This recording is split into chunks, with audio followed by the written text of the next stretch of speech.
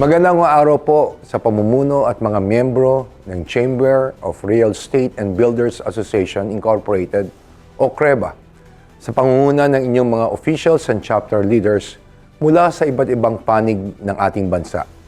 Una sa lahat, maraming salamat po sa inyong imbitasyon at sa pagkakataong makapagbigay ng mensahe para sa inyong 3rd General Membership Meeting ngayon 2026. Mahalaga po ang tungkulin ng ginagampanan ng real estate at housing sector sa national development. Hindi lamang po kayo bumubuo ng bahay at gusali.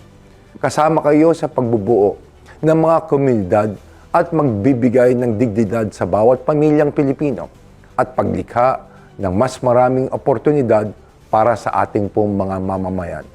Sa House of Representatives, patuloy po nating susuportahan ang mga panukalang magpapalakas sa housing sector, magpapabilis sa urban development, at magtitiyak na mas maraming Pilipino ang magkakaroon ng access sa maayos, ligtas at abot-kayang tahanan.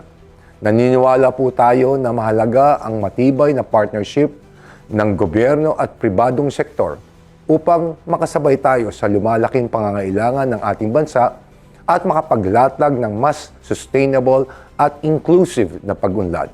Muli, binabati ko po ang CREBA sa inyong patuloy na kontribusyon sa ating ekonomiya at sa nation building. Naway maging matagumpay at makabuluhan ang inyong pong pagpupulong. Maraming salamat po at mabuhay po kayong lahat.